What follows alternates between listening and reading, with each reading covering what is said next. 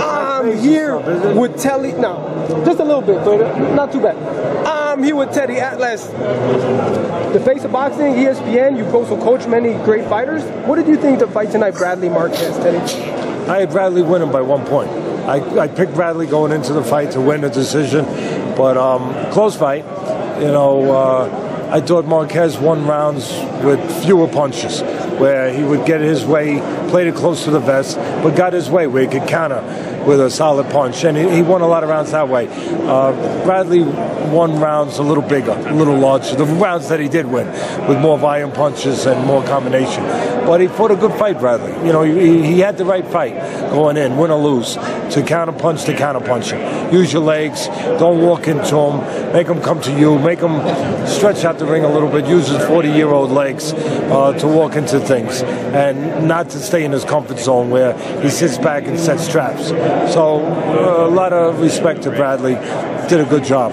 What do you think of rios Pacquiao that's coming up in November in Macau, China? I think the people behind Pacquiao picked Rios because for a reason. You know, he's a walk-in, one-dimensional, predictable guy who's slow, and you can't miss him.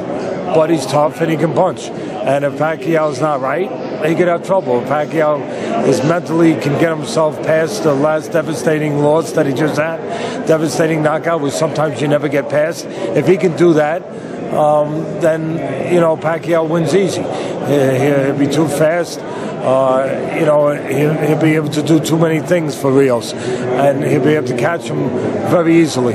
But you never know, coming off a devastating knockout loss like that, if he's going to be okay. And more importantly, he doesn't know. And that's the key question. I always ask people in the history of boxing, and you're a boxing encyclopedia that's walking and talking, in the history of boxing, who has ever came back from a knockout like that where they were knockout cold? You could count them, and it's very few. Yeah, there's been some, but it's not an easy thing. It's not an easy chore. And but you know, if anyone's going to do it, it's going to be a guy with great pride and a guy with a country behind him that he will kind of absorb that energy and that pride to be doing it with them. It'll be that kind of scenario. You know, whether it be with a country like Puerto Rico behind you, or the Philippines in this case, or Mexico, the countries that get behind fighters like that, that can be something that serves a fighter, especially in these kind of ways. But obviously, nobody's going to know till he gets in that ring. I watch you on ESPN a lot, and you do something that nobody else does. You do the fight simulation.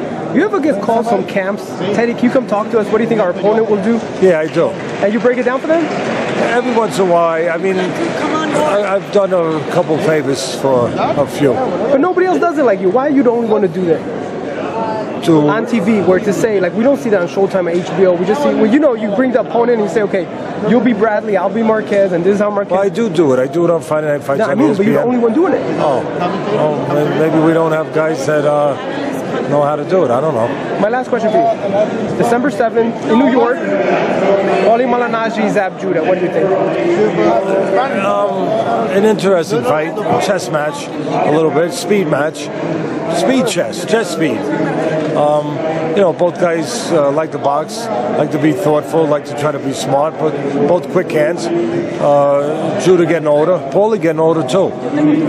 You know, most people would probably have to favor Judah, that he has more physical ability, a little bit better puncher, probably close with the hand speed. Maybe favor Judah a little bit that way, but it's truly gonna come down to styles. You know, who can win it on the outside. If people want to follow you on Twitter, where could they go? I don't even know. You don't? Because I have somebody who just recently has opened up a Twitter for me, but if you guys are investigators out there, find it. I don't even know what it is. They just did it for me in the last couple of days because I don't even know how to turn a computer on. You're kidding. But I love you guys. Thank you so much. And how did you know I ask crazy questions usually? What gave it away? Just my instinct. You're pretty good. There you have it. Teddy Atlas, FaceNewsReport.com. I'm Melly, back reporting.